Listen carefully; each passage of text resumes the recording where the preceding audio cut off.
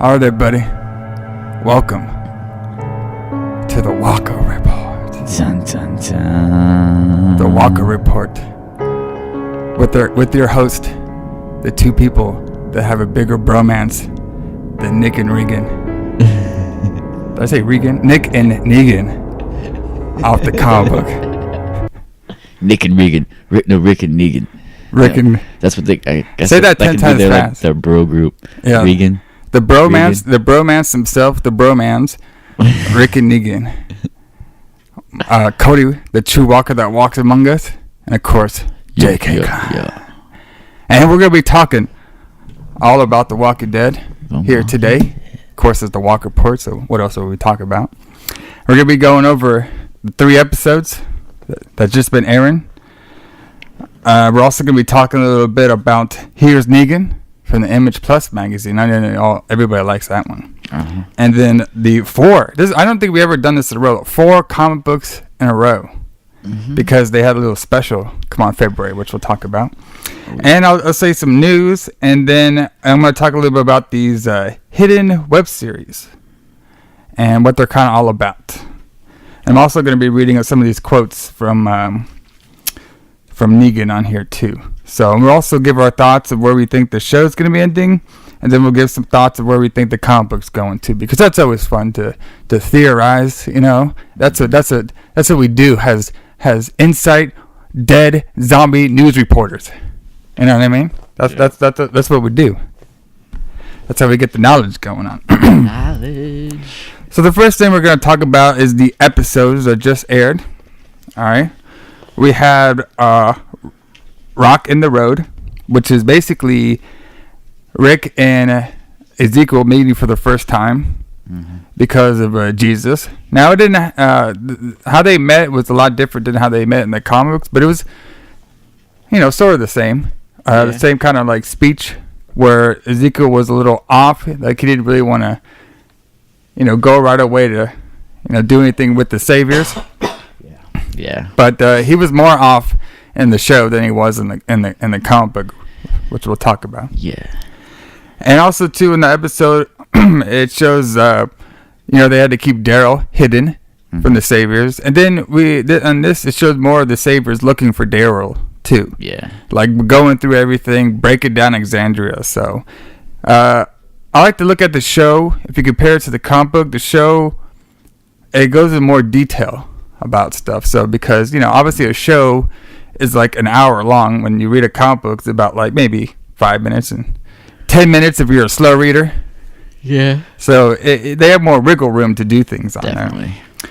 But in Rocky Road, the major thing was Rick trying to get people on his side now because he's all rebellious. And obviously, they started off with they couldn't get the Gregory. Yeah. They couldn't get him on their side, which was like the same thing in the comic book too. So yeah, Gregory's a little bitch. Yeah. He doesn't want to do nothing. He's the safety guy. He wants to be safe. He wants plausible deniability from everything. Yes, and that's pretty much the same way he is on the show. Pretty much the same way he's on the comic book. So very easy character, not too much layers there. So Jesus finally introduces Rick's group to the kingdom, which Jesus did that to Rick, except it was different. In the comic book, stuff moves a lot faster. Yeah. But I mean, it has to. They tell the story a lot faster because of what I just kind of explained. Yeah. So they all get to the kingdom. They're all shocked by the tiger, which is always great. Mm-hmm. They wouldn't come into the room. Yeah, exactly. And they all like kind of thinking like, man, this guy's weird because he's acting his whole king gimmick. Yeah. And so it pretty much that whole scene was pretty much the same how it was in the comic book, except for in the comic book Dwight showed up later randomly, and then they were kind of like off spit. But that's how Dwight already showed his allegiance to get away from Negan very faster than obviously on the TV show, which we'll be talking about Dwight here a little bit. So what do you think about the interaction that they had going on? It was pretty funny. Rick and Ezekiel talking back and forth. It's always just kind of funny to see Ezekiel or hear Ezekiel talking to anyone, the way he does everything and the way he words everything, and then he's who's his buddy? His name was Jerry. Jerry, yeah. That's an interesting character. That guy. Gotta have some laughs. Though. Yeah, he's Ezekiel's Fat Joey. Yeah, there you go. But yeah. Also on episode 2, where they were moving the cars all the way. Yeah. You hear Negan over the loudspeakers like, let's all give. This is the best part. Let's all give a couple of signs for Fat Joey. I mean, we got like Skinny Joey, but can we even call him Skinny Joey anymore? Because there's not like a different one. What is his name now? Just Joey? Like I love that when he did a little with the microphone thing. For anyone out there who loved the obese bastard as much as I did, I just want to say a few words. Fat Joey was not the most badass son of a bitch, but he was loyal. He had a great sense of humor. In fact, we were just joking about oral sex with Lucille the other day. Things will not be the same now that he's dead. Without Fat Joey, Skinny Joey is just Joey. So it's a goddamn tragedy. So, let's have a moment of silence. He's like, yeah, now that Fat Joey's gone, Skinny Joey's just Joey. Just Joey. And that's a goddamn travesty. Yeah, neat. Yeah. You know what's very interesting? I know we're going to be bouncing around with some of these characters, but the Negan from the show still has this like sarcasm without saying a lot of naughty words. So it's very interesting how they could still make him very funny and also very intimidating without saying like his fuckity fuck or dick and condoms and all this stuff going on. Yeah, it's they're doing it a lot better than I thought it would be able to be done. Yeah, because for a cable TV show to write a character like Negan is hard now. If they were like on fucking HBO or something, or Showtime, they'd be cursing up a storm. Probably showing Negan having sex with all his wives, probably. Yeah. But, yeah, it's pretty interesting. They're doing a lot better job than I could have anticipated. That's for sure. Oh, yeah. Definitely. So, pretty much the biggest thing about this episode was also was the Father Gabriel getting kidnapped. Yeah. And they couldn't tell at the beginning if he was going to pretty much if he betrayed them or what's going on. But then Rick figured out like there was like a little hidden clue that he found in the back of his Bible said boat. So that brings us to our other episode, which is called New Best Friends, which the biggest thing about this, we met a new group. But I wanted to bring this up, Cody. Now, this group is called the Scavengers. Now, if you remember, in the Walking Dead comic book, before Negan's group all showed up and they had that whole things about, Rick and all of them want to go after the Saviors, there was one group that attacked Alexandria, and they were called the DC Scavengers. Mm-hmm. So I'm thinking that this group might be them from the comic book, but they're obviously a little different because the Scavengers on the show did pretty much what the Wolves did, which they broke into Alexandria and stuff, but even the ones from the comic book weren't even like that. They were basically outside demanding to come in, and then they got sniped down. Yeah. So I think the show likes to make new people, but they also, reuse people differently. Yeah. Which is one of the biggest ones we'll see later on when we do our comic review. The Scavengers in the comic, they were just a small group, and obviously, they're maybe on 2-3 pages of the comic. But their motto was kind of the same.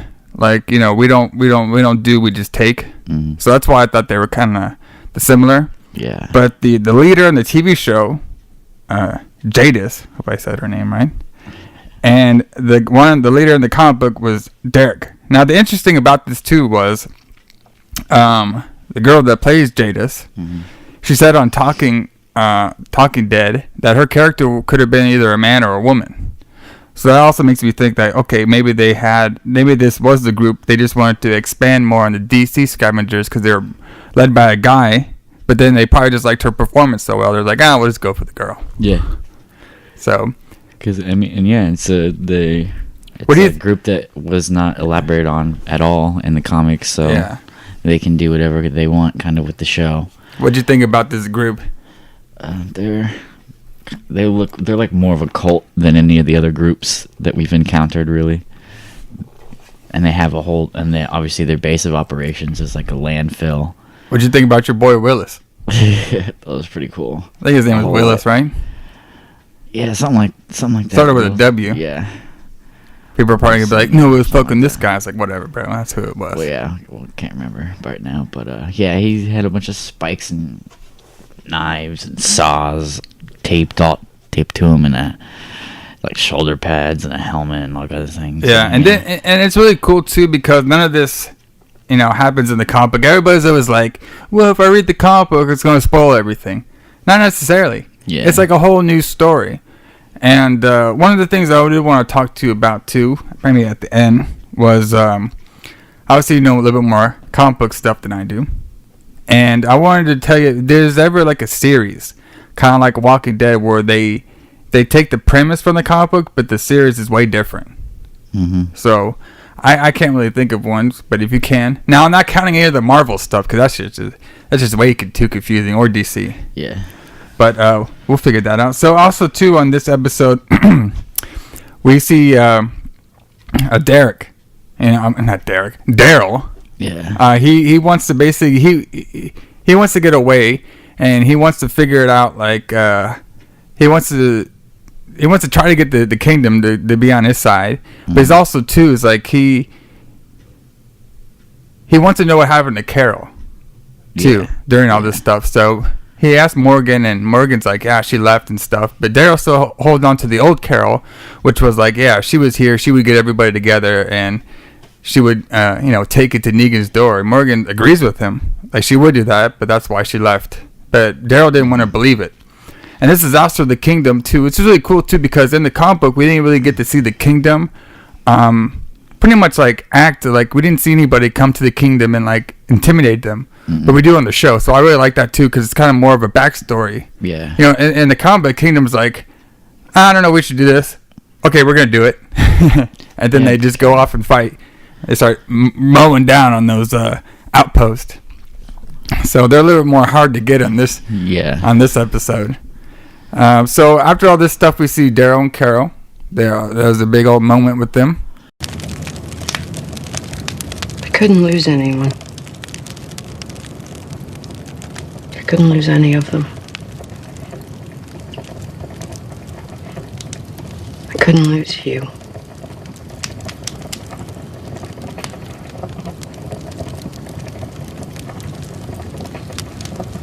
I couldn't kill them.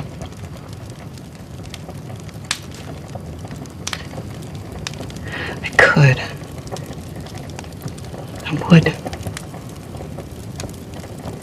If they hurt any of our people, any more of them, that's what I would do.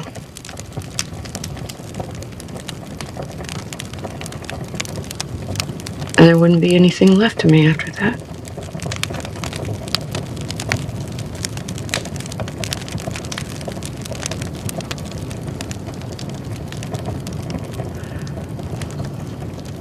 The saviors, did they come? Yeah.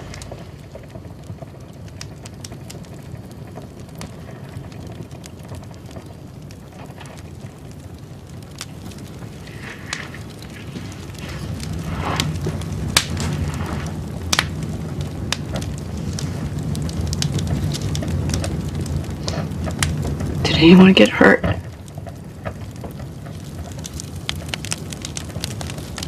Is everybody okay?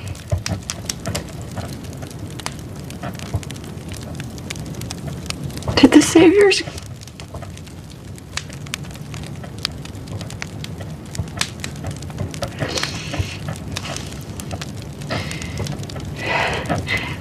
Is everybody back home okay?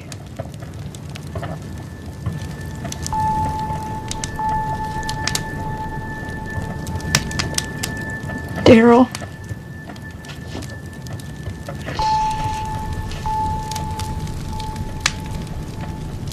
They came. We got them all. Made a deal with the rest of them, like Ezekiel. Everyone's all right. Everyone's all right.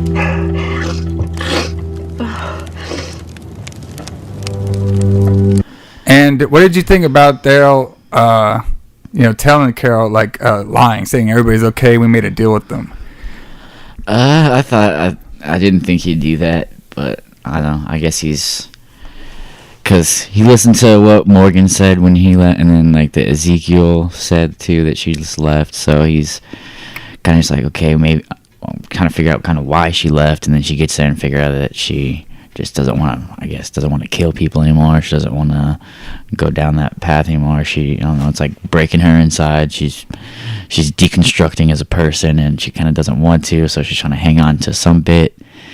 But then so Daryl finds her, and then she has her place by herself, and she's all quaint and, you know, off by herself. So I guess he just decides to leave her at peace by saying that everyone's okay, even though that, you know, a lot of those people she mentioned are not there anymore. Yeah. It's pretty crazy to me that even in like a world like this where so much death is all around you and stuff, that killing people would make you break, but because that's kind of like how the world pretty much is. Yeah. But the thing is, it is in all of our, no matter what happens in the different time periods and stuff, it is in our brain that doing stuff wrong is gonna hurt us in the long run. No matter how bad and badass you think you are, you know what you're doing is fucked up, which we'll be talking about pretty soon with one of our favorites, Negan. So you can kind of see how the humanity comes in. That's what I really like about this show. You know, obviously, you know, there's death and people like the badass Carol, but if you really think about it, like if you're in that situation and you're just killing and you're scared of that, and like you don't, you know, killing is not the answer, even in this kind of world. Working together is. So that's what they're kind of building towards, which you can kind of see that on the show. Yeah, and before they kind of had while they were still on the road and everything and scavenging every day, they really had nothing to lose. So they were just 100% like for themselves. Yeah. Like, because but now that they have the community and everything else that she thinks she has stuff to lose and humanity to lose. And exactly. If she goes away, she doesn't really lose it. She left it. It also gave her time to think about it too. Yeah. You know, if me and you're out there in Mad Max or something, out there fighting people and their fucking cars and the shit's is going, we're not going to think about, I should be doing this. No, you're just going to do it. But if we're at home reading a book or something, you're like, hey, you know what? That might have been pretty crazy, maybe gunning down people and shit. I don't know if I want to keep doing that. So, makes all the sense to me. Yeah. And also, too, in this episode, we see Daryl and the tiger, and they're all, like, you know, hanging out and shit, which is pretty sweet. And then Daryl pretty much leaves and saying he's going to the hilltop, which is kind of weird because I swear they said, okay, Daryl, we need you to stay here so the saviors don't come looking for you. And he's like, okay, I'll stay here. And then he just leaves. So I was like, all right, shit. Yeah, but I guess they don't really. I guess they didn't really specify just stay at the kingdom. It's just you can't have them at Alexandria. Yeah, obviously because they went. They went there looking for him and tossed the place, and then one of the Spencer mentions that you know there's no statute of limitations on this one. Yeah. That dude is pretty interesting. You know, that actor, he was the main guy that was on Grand Theft Auto 5. And he was also on Westworld, too, if anybody ever checked out that, too. So the guy's been around. Pretty good actor, too. Yeah. I kind of like how his assholeness. You could tell he's going to get it, though, like pretty good. Yeah. He's using his spot as one of Negan's right-hand men.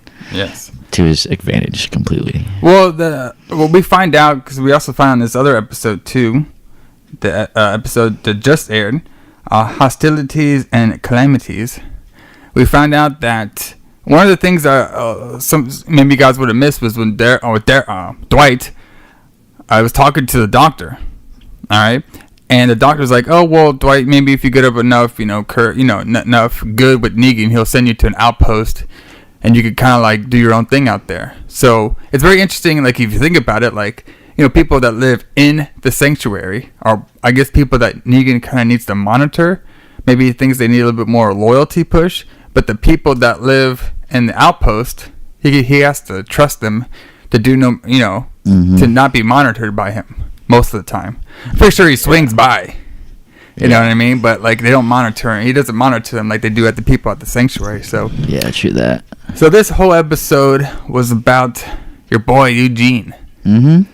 And this did happen in the comic books, but way different. They actually kidnapped Eugene in the comic books right after Negan bombed Alexandria with grenades, which I hope we do see.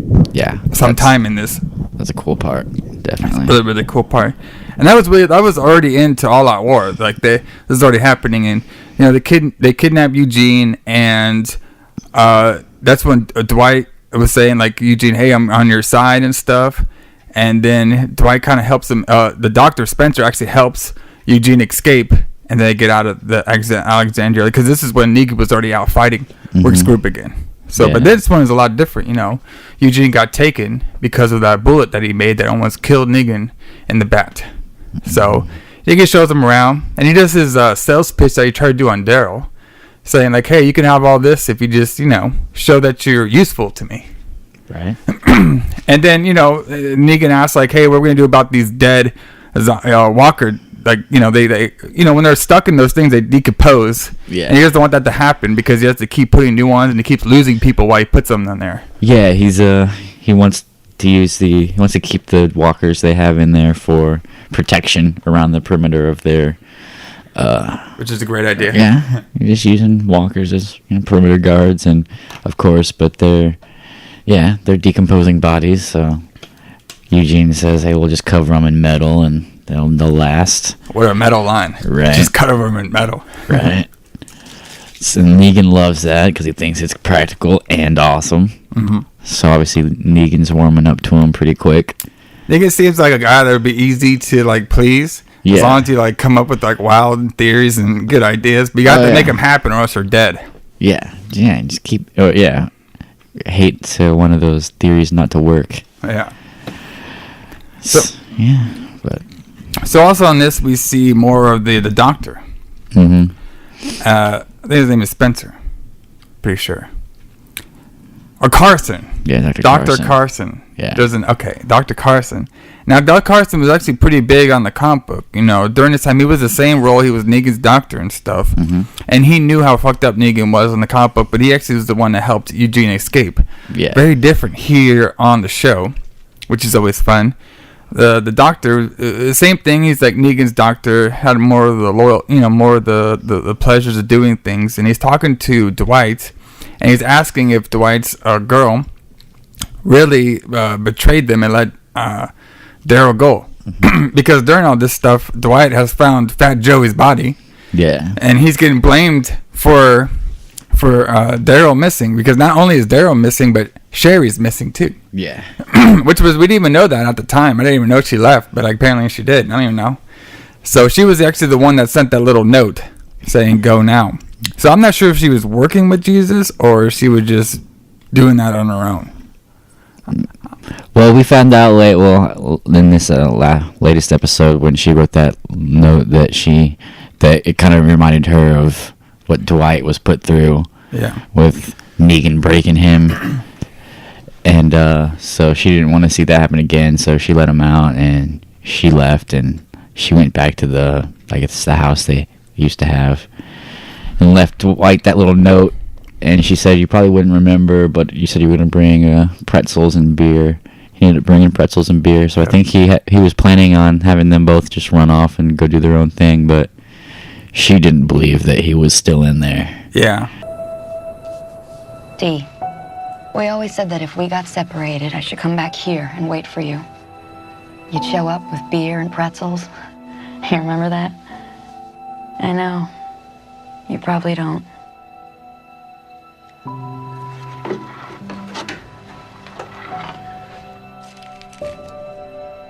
You always said that when we started dating, you forgot to tell me you had a shitty memory. You used to get so frustrated by it, knowing you wouldn't remember those good days, those special days.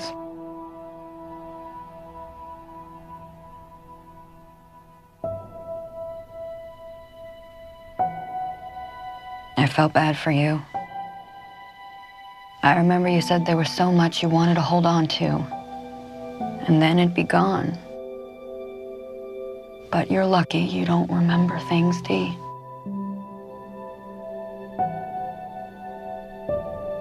I wish I could wait for you now. But I don't know if you'd come with me, or if you'd take me back there, or you'd kill me. You didn't want to live in that world, and I made you. I did what I did because I didn't want you to die. But now you've killed, and you've become everything you didn't want to be, and it's my fault. You were better than me. Most people are. I let Daryl go because he reminded you of who you used to be. And I wanted to let you forget.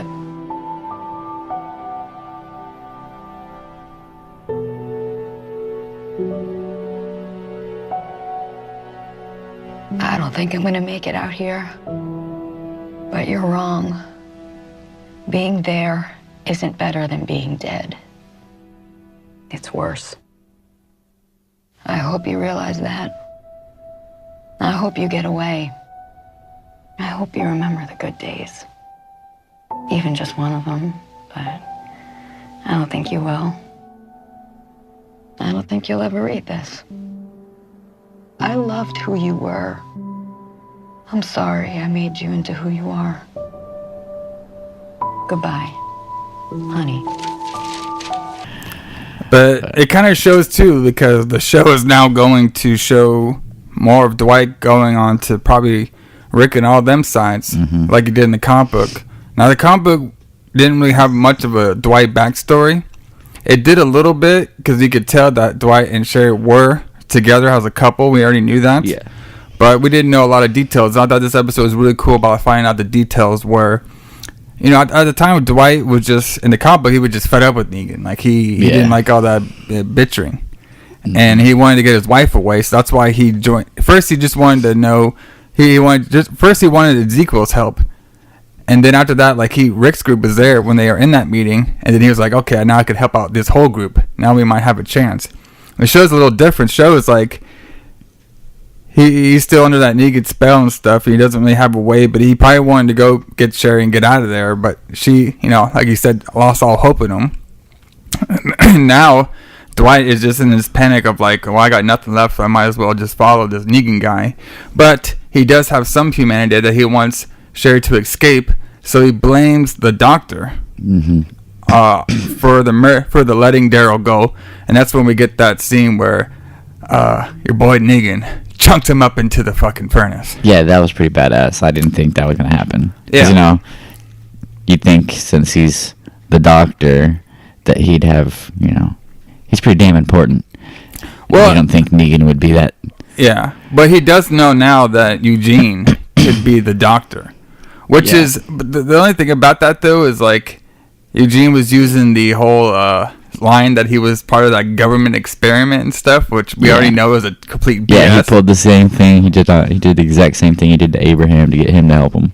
Yeah. So hey, Eugene's manipulating. He's good at that too. Like he does that pretty much good in the comic book and in this one. Even though right now when we talk about the comic book, he's well past like bullshitting. Yeah. He's more like straightforward with everything. But during this time, he was bullshitting a lot, you know, to keep his skin going. Yeah. Now, there's a lot of other people would protect him. Yes. So, yeah. Now, there's a lot of theories out there where everybody think Negan has gone to not Negan, but Eugene has gone to Negan's side and he has betrayed Rick's side. What do you think about this? Or do you think he's just saving his ass?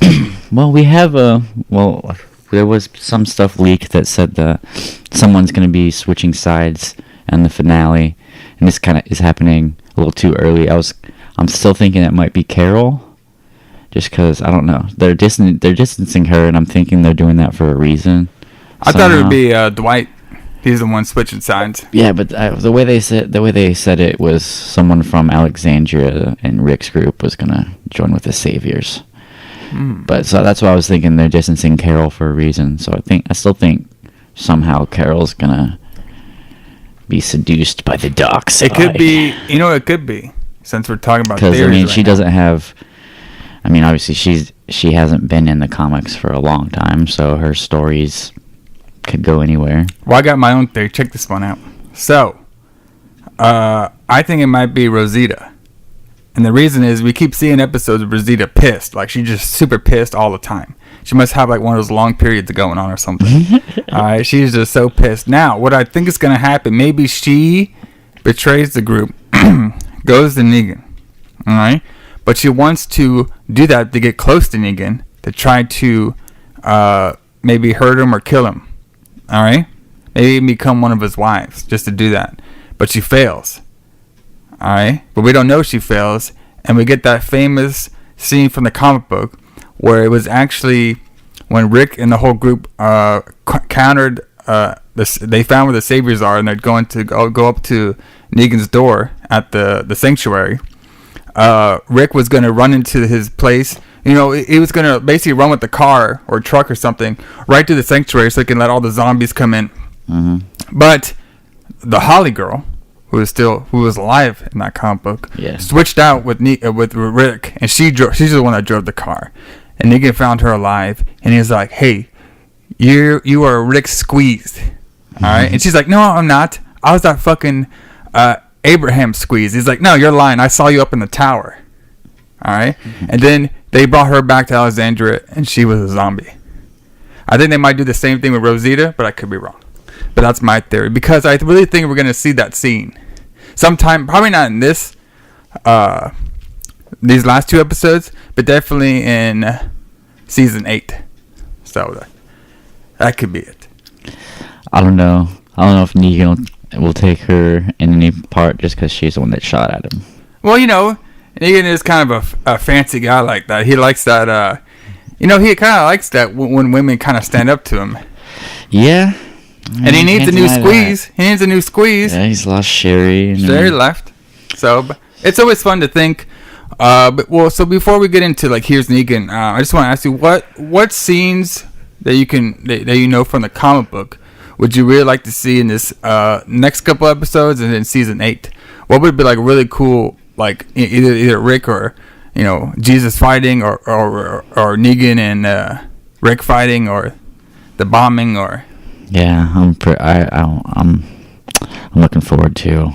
I want to see the bombing, the grenades.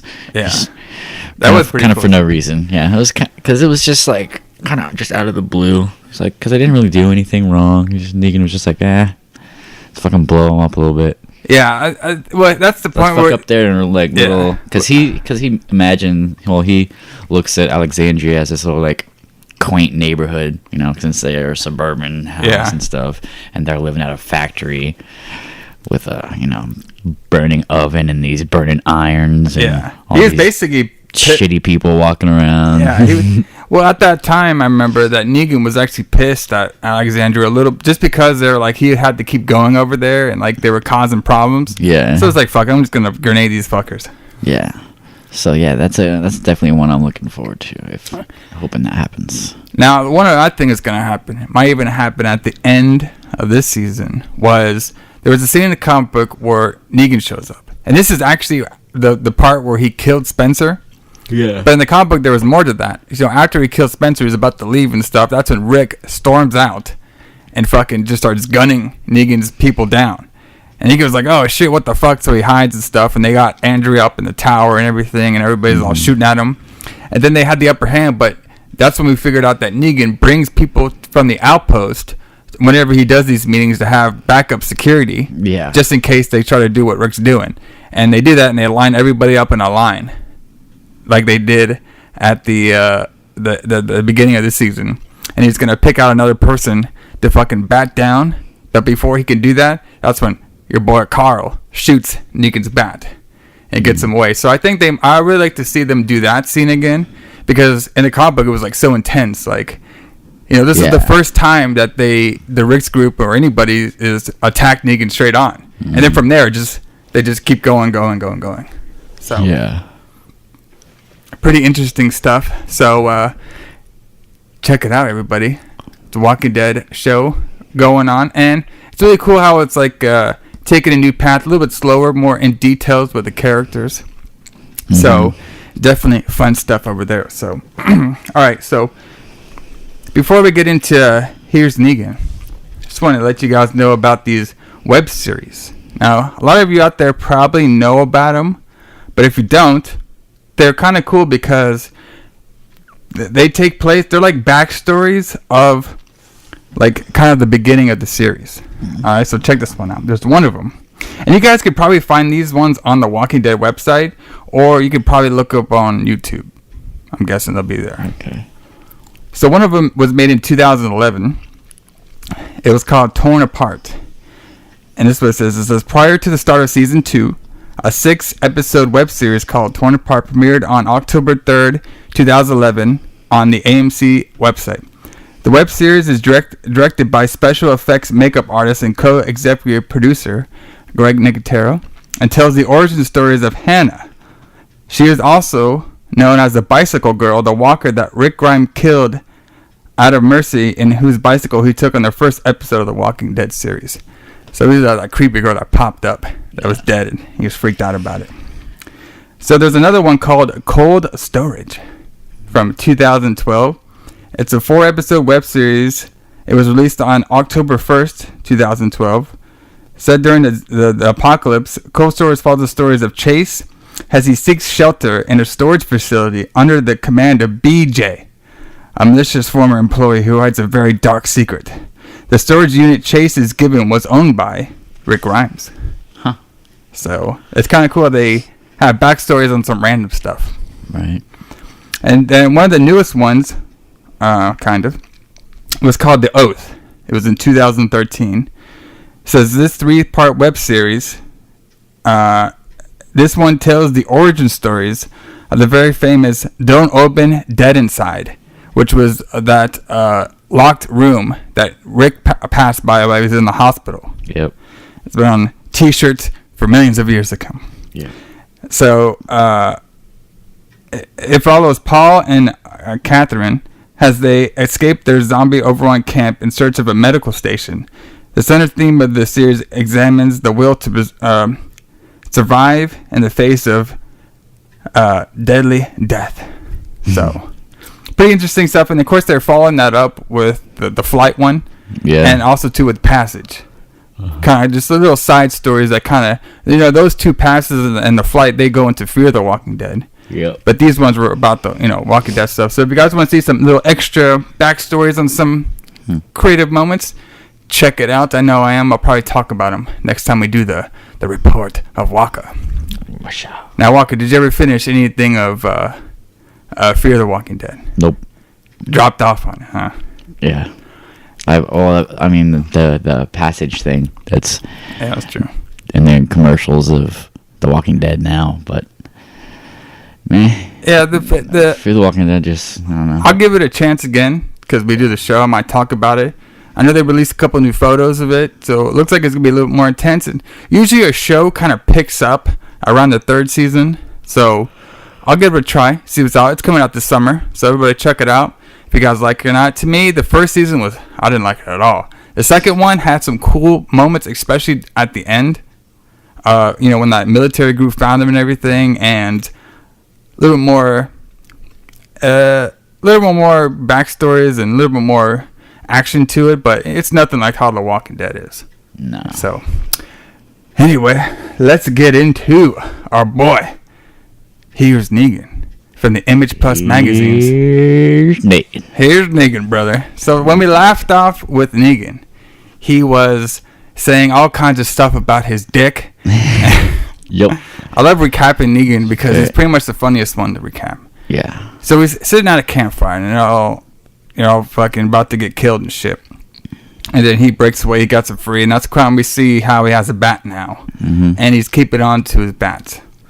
So we see Negan basically in this next one going through group from group to group, and everybody keeps dying. And he's kind of narrating his whole process during all this, saying, every time I learn this fucker's name, they die.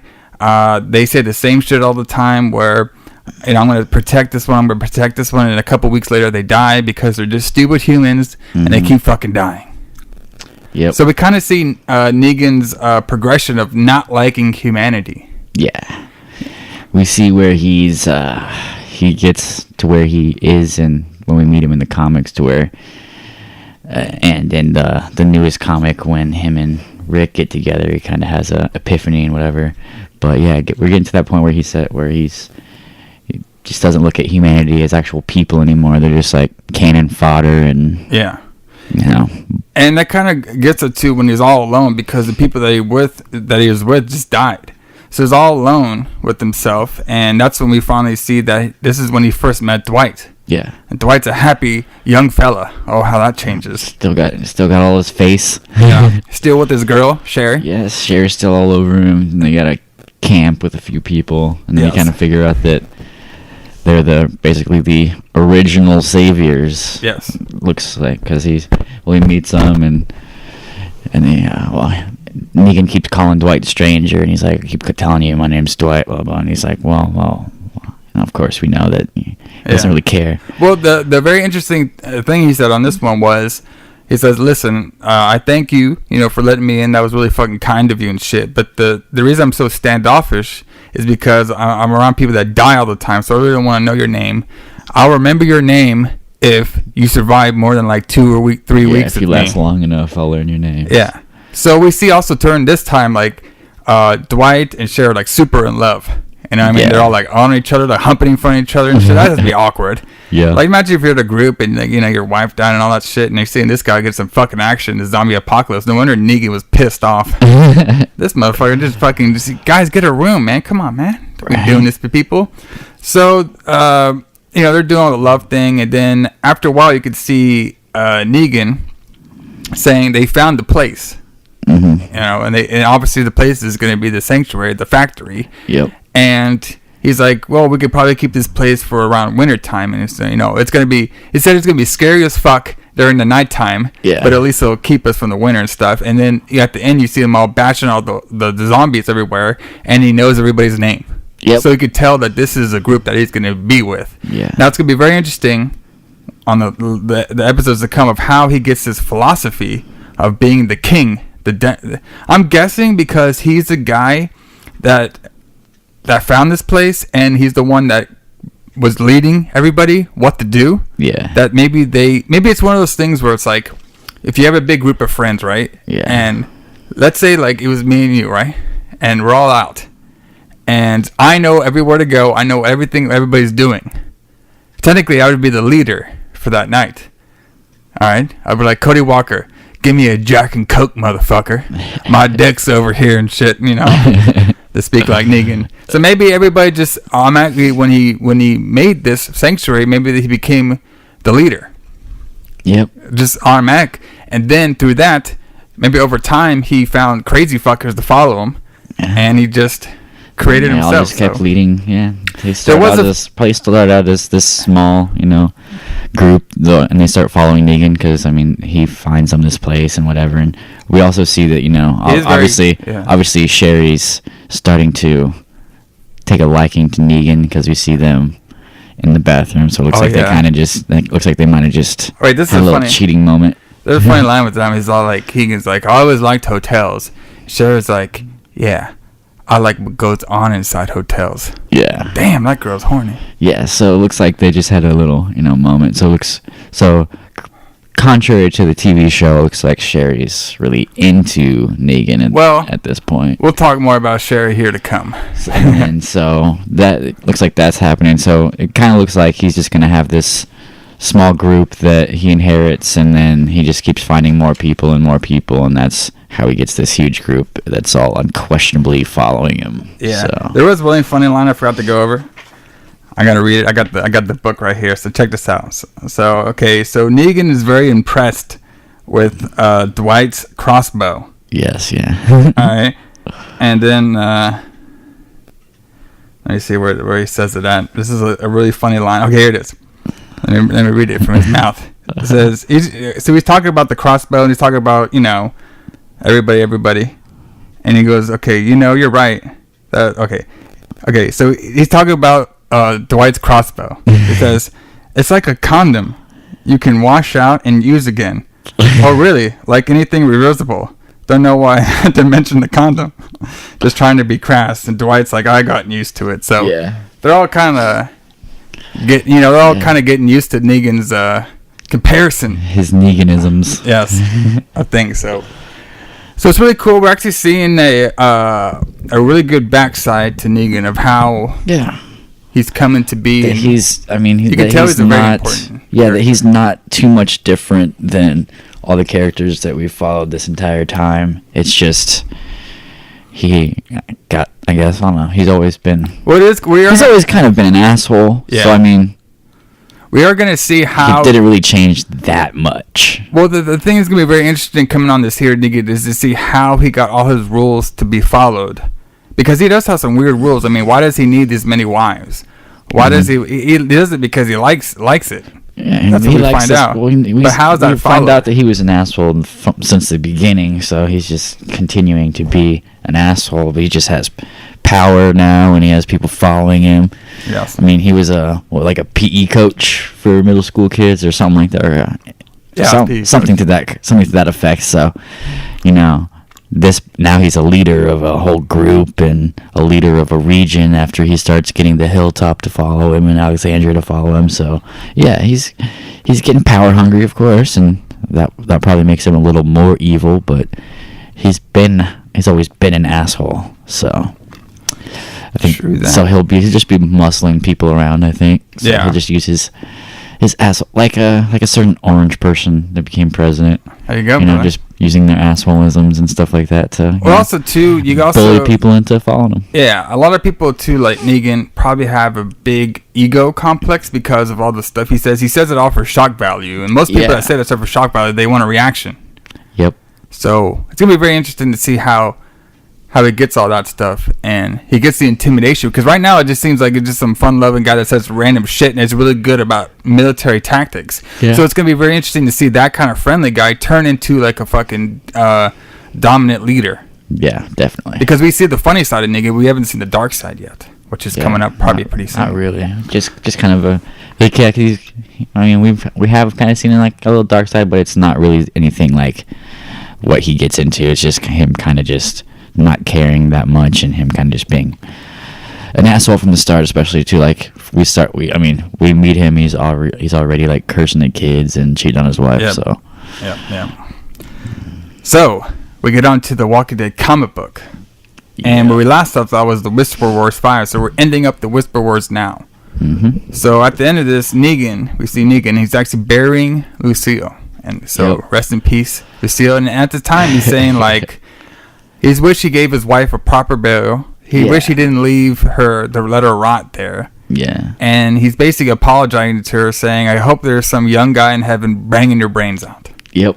And then he's like, I can't believe I named a bat after you. He kind of laughs it off. Yeah. This was his way of having an actual funeral for his wife. Yep. But it was him burying a baseball bat.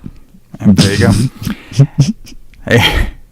Hey man. And then Dwight comes up and he's like, we will leave you. Yeah. He's like, I'll catch up. And he's like, oh yeah, I'll catch up. So everybody's heading back. We see the Hilltop and some other people from the kingdom meet the Hilltop people, and they're all apologizing to Maggie, and they're all helping them out, kind of get ready to go to Alexandria. Yeah. And then back at Alexandria, Dwight and all of them show up. They're like, we took care of these people. We took care of everything. There was only a couple thousand. Yeah. All right. Now we're not going page by page because I can't remember all that shit. All right. But Eugene also comes too, and he brought a bunch of fucking bullets, but he passes out. All right. So we basically have Rick's people there. We got Dwight's people there, and we got Eugene all there at the Alexandria right now. And during this, it's kind of leading up to Rick finding out, like, you guys only took care of 1,000. The fucking thing that Alpha showed me was like a whole fucking population. Yeah, he's like hundreds of thousands. Yeah, and then during this, we see my boy Beta. Mm-hmm. He's over there getting all those zombies to push out onto Alexandria, and then the last thing we see is this whole page full of fucking walkers. So it's like literally like a population of a town coming after. It's even bigger than that one that was that attacked Alexandria before. This one's like way bigger than that one, and he lets them all loose to go there. And then Beta's like, okay, we're gonna let the dead eat up all their bones, and our war is over. So you think we're gonna be seeing this guy anymore, or what? I think so.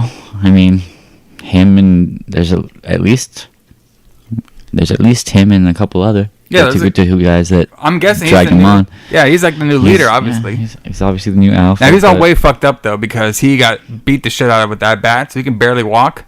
Yeah. So I'm pretty sure we'll see him when he recovers, if he does. Yeah, and we'll see him at some point. If not, him as another walker. Yeah, and then also during this too, when we get to Concord, this is when Rick's group and all of them, and we see. So Rick and all of them, they see the walkers at the gate, and then our boy Negan just walks up like, "Hey, what the hell's going on here? Yep. What's that noise?" And then they see all the walkers there, and this is the first sign we get of the Negan-Rick bromance. Yeah. So Rick wants everybody to stop some of the walkers at the gate by taking knives and shoot, and stab them in the head. Everybody's afraid. Yeah. All right, and then Rick says, Negan can't have a gun at all because he doesn't trust that fucker, which is good reason not to trust that fucker. Exactly. So, but Negan takes the knife and says, "I'll do it," and then Rick's like, "Okay, everybody do what he's doing now." Yeah, it's like you heard. Negan says something crazy, and he's like, "You heard the man." Yeah. And then all this stuff too. That's when actually Maggie and Carl and all of them from the hilltop arrive, and they can see that the Alexander is getting overrun right now. Yeah, so they come up to help him. Yeah, this is the only the gate has usually been good enough to hold this up, but there were so many walkers and they just kept pushing that the gate just collapsed. Yeah, and basically their plan is to get half the horde to distract them and go up this ledge that has something down to the sea. Yeah, they're so everybody's kind of breaking up in different groups. They're rerouting the herd over to the ocean and just throwing them in basically. Yeah. And during this. The herd breaks in. Rick's about to get bitten up. Some girl got bitten up. I can't remember her name. She got eaten, and Rick's about to get eaten, but then Negan saves him and grabs him, and they actually end up into a shed together. All right, and during all this stuff, everybody gets split up. Like Dwight and his girl get split up. We got Carl all there reading some people. We got Andrea and Maggie over here. Everybody's doing their own thing to kind of get these dead people away. All right. Yep. Now comes a very important part of the we go to the next episode, the next comic book, The Fallen House. So this whole storyline is pretty cool because it kind of it goes in one story. Yeah. But it's a bunch of different stories going on, but it's kind of one story. So we get to the Fallen House, and then Negan and Rick are trapped in this area, and then we got a couple people from Alexandria trapped in their house too. And we got Dwight and that girl. I think her name was Tara. I'm not for sure. But they're all fighting the zombies on their own to try to get them a little pathway going on. And this is when we get the soft side of Negan. He's realizing things now. He wants to get... He's basically saying to Rick, hey, man, I'm technically your friend. Because when they were going in there, Negan went in first. And Rick... saw Negan going first, and he thought that Negan was gonna shut the door on him. Yeah, so he looked like he was too. Yeah, he looked like he was, but then Negan grabbed him and pulled him in. Yep. And he's having kind of an epiphany because they don't know if they're gonna survive this, obviously. But yeah. So but it's just Rick and Negan, no one else. Yeah, they're just hanging out, having a good time, and fucking Negan is I think he saw his life flash before his eyes because he's just realizing all this stuff now, saying "Hey Rick, I used to be some sort of crazy fucking asshole, but you woke me up to the world. So I want to read some stuff for you guys." This is what Negan's kind of Rick says. He says when so many others were alive, we weren't alive and stuff, and so that's why we have to live on, is for the memories of others and stuff like that. So Negan goes to explain why he is who he was. Okay, he says, so many fucking people. Fucking weak ass fucking people. Crying scared, doing everything in their power to get themselves killed. Spineless fucking cowards. In fear until they were ripped to shreds. I was surrounded by them. Watched them all die. So many, I lost fucking count. After a while, I just started seeing everyone like that. Hell, most everyone is like that. Dwight, those pussies at the gate, fucking running in terror. I just lost all respect for the human race. Makes it really easy to bash a man's brains in when you think he might save all of his friends. Especially when you think the only way his friends can be tricked into living is if they were made into slaves. So we're finding out a whole lot of how Negan is right now. Even this is kind of relates to the show too. So you stop seeing people as humans after a while. He goes, I'm not making it a fucking excuse. I know what I did was fucking fucked up one side and fucked right back the other side. You helped me see that. You helped me see another way. That's why I sat in your cell. That's why I brought you Alpha's head. That's why I just saved your fucking life. Worst thing I ever did was leave my wife to rot. I couldn't do it. Had somebody else put her down. And why? I had some kind of excuse me. I had some sort of thought at the time. The dead need to stay dead, like she was in agony or some shit. Some kind of perversion of who she was, an abomination. Where did that come from? Still have no fucking clue what it's like to be one of those undying fucks. Everything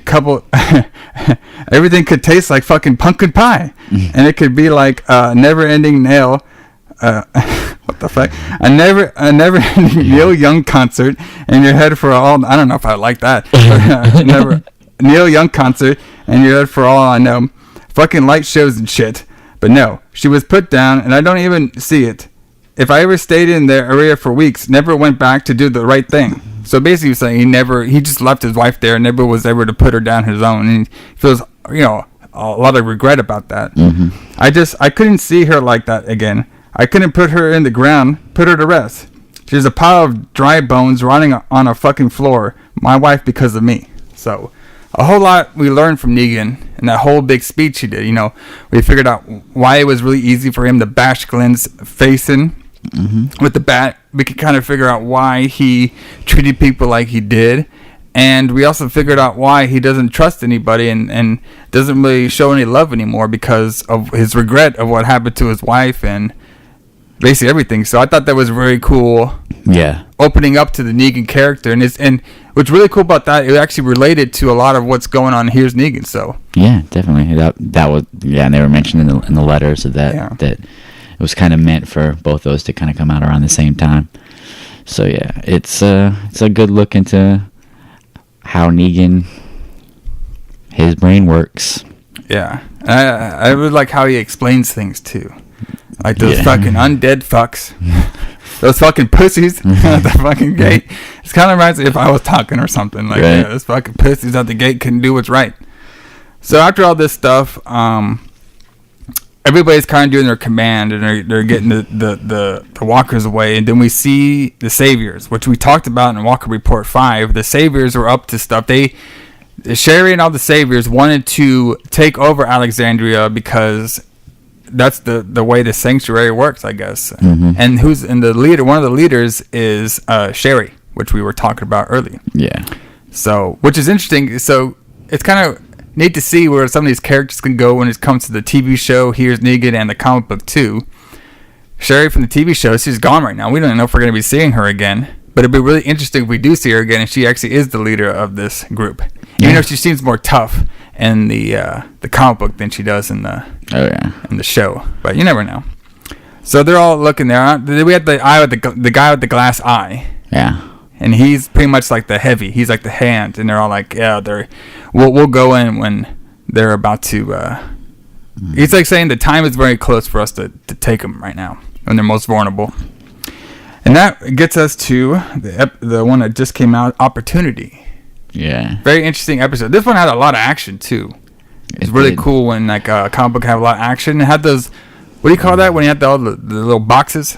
The panels, all the bunch of tiny little panels going real quick. Yeah. So I had it's like a flip book or something. Yeah, showing like what everyone's doing kind of all at once. Yeah. So there's a whole lot of shit that goes on here. Rick and Negan are trying to escape. So Negan's out there killing people, and he's having a field day. Yeah. He's like, he's loving it. I gotta read these lines. Like, this guy says the best stuff. This is like this in other comic books too. He's very some funny characters. I guess Joker would have really funny lines in that. That's why he reminds me a little bit of like kind of like a Joker. Yeah. Just because of his funny lines and shit. Okay. Thrives on chaos. Yeah, he says it's funny how these just keep trying to bite me, isn't it? I mean, who's getting bit these days after knowing the rules and all this? What a fucking asshole. He's trolling somebody we're going to be reading at the end. Okay. Oh, baby. It's like I'm the last man on earth. Hold on a second. It says, oh, baby. It's like I'm the last man on earth, tasked with getting all these women pregnant. But instead of raping I know. But instead of rapidly putting my penis into all millions of vaginas, I'm pushing this knife into rotting fucking skulls. Yo. Awesome. And then he's about to get killed, and then Rick saves him. Yeah. So we see more of the bromance happening, where they have each other's back now. All right. Well, at least for the time being. Yes. At least until I get out of here. So do you think they're ever gonna be friends or what? No. Because Negan thinks they are friends. He's like, yeah, we're friends he keeps now. trying to say they're friends, and then but Rick's like, you have low expectations for friends and stuff like that. So Yeah. you set the bar low for your friendships. I think they might warm up to each other, but we don't know because we're going to be talking about at length something that happened at the end of this comic book, where things might go. All right. So we got a couple of people trying to escape, and this guy, Sig, he finds Eugene's microphone. Yes. And he's trying to talk to the person on the other side. But And of course, no luck. we know that they don't want to talk to anyone but Eugene. Yeah, so exactly. They just Because Eugene right now is out trying to get the walkers to go off the bridge, which they successfully do that. yeah. So we got He calls it beautiful watching all the walkers just fall into the ocean. yes, get a little picture here too. So also too, they're talking about they don't want the people. What's his name? They don't want the people that the oceanside people to come over here and trade with them, and they don't want to eat the fish there and everything. And then during all this, they see more walkers coming. Yeah. There's like a shit ton of them. That's when we get all these rapid scenes of everybody fighting the walkers. We see Rick and Negan still trying to get out because Negan's trying to push through, and Rick's like, "Hey man, you gotta be careful," because at this time, this Rick, he's all fucked up. Like he can barely move, his legs all fucked up and everything. And Negan did apologize for that. I don't think Rick cares. So we get the Sig and all them fighting each other, and then we get this random black dude fighting people too. So and then at the other side we got we've also got Carl and his whole group fighting the walkers too. So everybody's fighting these things right now. Yeah, everybody's involved. Because like I said, this is like a whole fucking population, man. Yeah. Like they're gonna be tired of shit. And then during all this stuff, when Dwight and his girl are fighting, that's when the saviors come, and they basically knock down Heath, and then they start gunning down all the walkers, and Dwight's like, what the fuck are you guys doing? I thought we were on the same side. Sounds like you guys need some saviors. Yeah, sounds like what a tagline. Come on, man. How come Negan's the only guy that says cool shit in this whole show? These other people don't know. They don't have a personality. Like they're trying. They're trying. So we got the big guy beating up Dwight, and that's when he asks like, "Hey, Cherry, I know you used to be like tight with this guy," and that's when this girl's like a stone cold bitch right now. She's like, he made his choice. He made his choice. And this guy's like, all right, good music to my ears. I always hated this guy. So he's about to. So we don't know what's going on with them. Do you think Dwight's end for this world or what? No. Heath or Dwight? Do you think one of them are gonna die? One of them will. I think it's gonna be Heath though.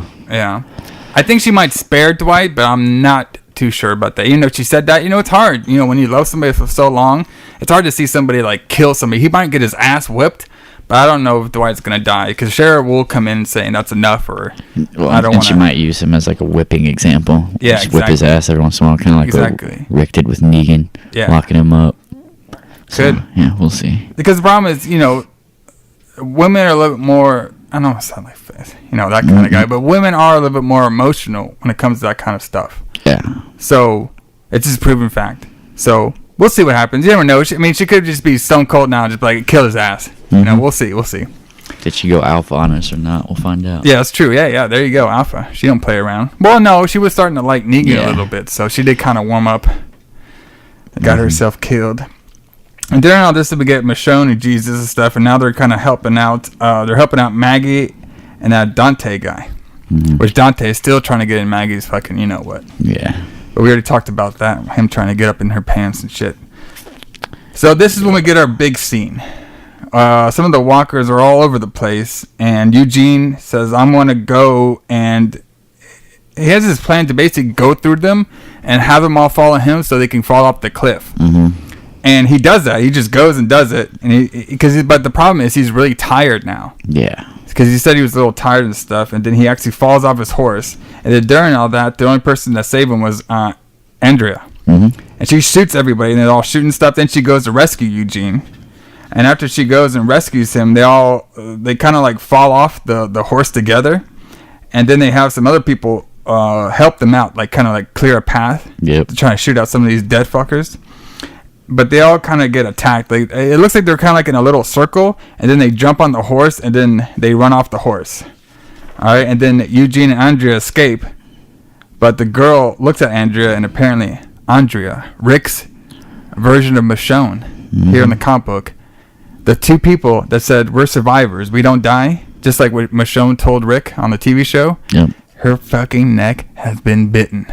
Yep, she's got a walker mark on her. So that's a really big character. Now, obviously in the TV show, Andrea died a long time ago. Yep. But like I was comparing, Andrea is basically Rick's Michonne. You know, Michonne and Rick are like obviously a big couple in the show, which I'm pretty sure Rick's gonna ask her to marry her or something, probably in the show, just to show more of a connection. That's my theory. Yeah. But you know, imagine Michonne dying like this in the show. This is what it's like in the comic book now, because that's how important this girl was. So, what did you think when you saw the Walker or the Walkman?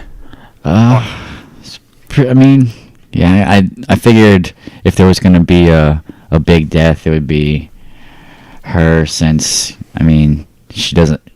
It's kind of funny to see how the ways kind of like the show is affecting the book, and the book is affecting the show. Because I think Andrea's character for the comic, I mean, since she's obviously, well, up until now she was still alive, that Daryl was kind of her replacement on the show.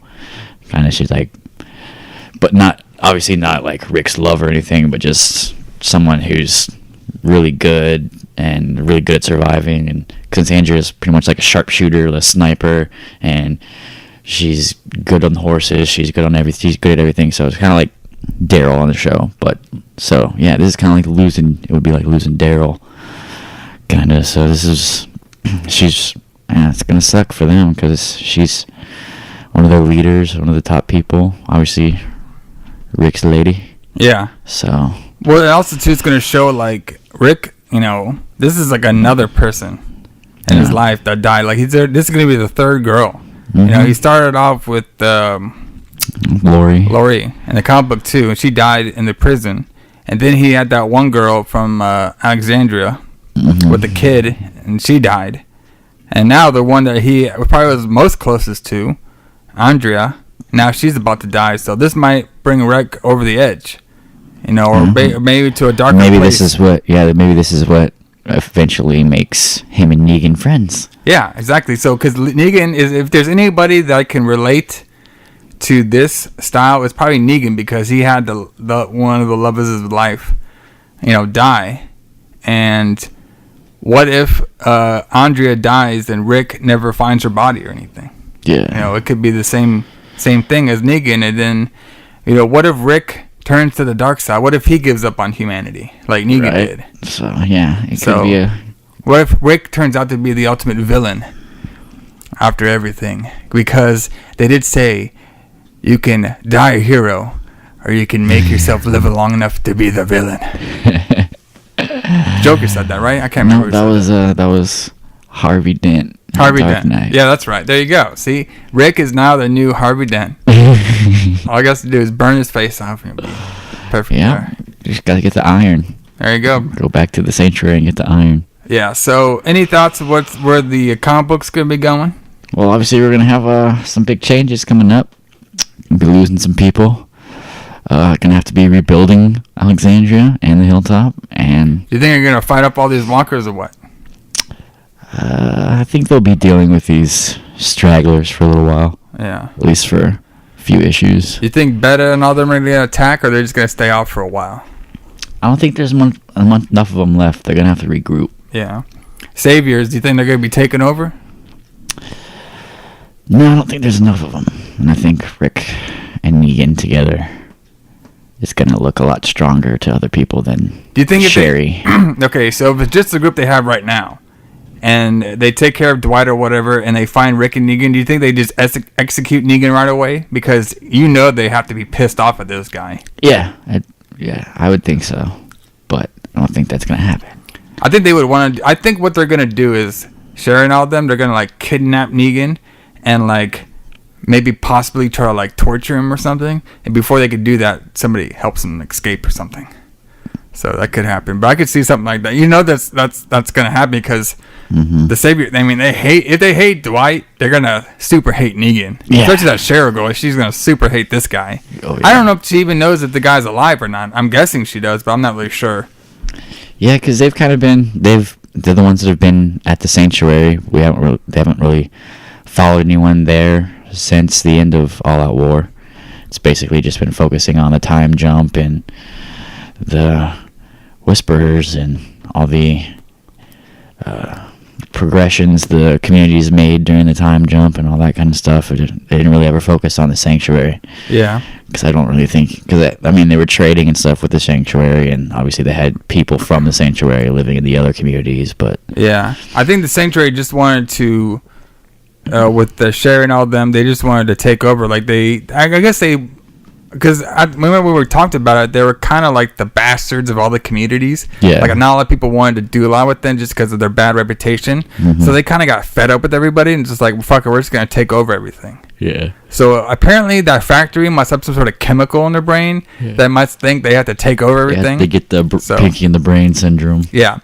So we'll have to see where the kingdom goes from here. Obviously, the kingdom is they're kind of being neutral, but part of them are at least around Maggie's side. And we haven't seen much of them either, and obviously since Ezekiel has been killed, so we don't know who's the new king of the kingdom. And well, they have that one guy. I think his name is Douglas, and he's kind of like the factual leader right now. But I don't think he wants the whole complete thing, the leader. No. So before we sign off here, when it speaks to the kingdom, the guy that's like the pissed off guy in the kingdom, that got beat on by that asshole savior guy. I can see him playing that role of the leader of the kingdom after Ezekiel dies. He seems like he'd be, unless he dies fast, which you never know. I could see him getting his, bashed brains in probably, but you never know what's gonna happen. Yeah, so. What if we get Negan to hail the kingdom after that, since that's like one of the few places he never really got to see. Yeah, no, I don't think he's ever even. Well, I assume he'd been there before to make that deal, but maybe even not. Like sometimes just the Outpost people could have done it. Yeah, because even in the show, like they don't come inside the walls; they go and meet him somewhere. Yeah, Ezekiel said that's part of their deal. Like they don't come inside, and we just give them everything. It's everything all on time. But as we did see in the episode, things seem to be a little bit rocky. So I thought Daryl was gonna stay there, and I thought the saviors were gonna break into the kingdom looking for Daryl, and that's how Daryl would leave. Yeah, that could still happen though. So a lot of theories, a lot of stuff going up. Everybody, this has been the Walker Report. With Cody Walker, the true Walker that walks among us, and of course J.K. Cline. Everybody, check out all of our shows we did in February. We had our continued series of Phantasm 4. We did Sleepaway Camp and 31. And then this month we're going to come back with the Phantasm and 2 other movies that Matt Shope has told us all about. And of course, the Killer Instant podcast where I break down all kinds of news, like Castlevania coming to Netflix. Yeah, that looks exciting. Iron Fist is coming out March. Yeah, Logan coming out in a couple days. Couple days, brother. Can't wait for that one. Yeah. Anything else you want to enlighten us with? Let's going crazy down on the comic book world. Your band, do some plugs. Yeah, everyone always check out like Bridges We Burn, like bridgesweburn.com. We got some merch. Hell we got some bro. shows. We're moving from Denton to North Dallas today, so we'll no longer be Denton band. Since we haven't really played in Denton in a long time, and only one of us lives there, so we're I think you guys getting out of the Denton. God, the last time I saw that band play there, you weren't even in it. Nope.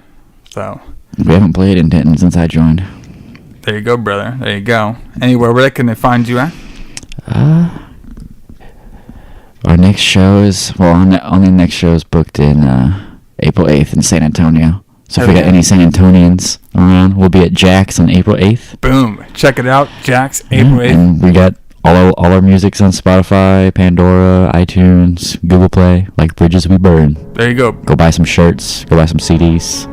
Help us pay for our new rental space. There you go. Help them do all that. And that's it for the Walker Report 6. We'll be back a little later on, probably at the end of this season, maybe. We'll see. We'll figure it out when we feel like coming See back. if we have enough to talk about. Yeah, as long as we have enough to talk about, we'll do come it. back. Exactly. Later.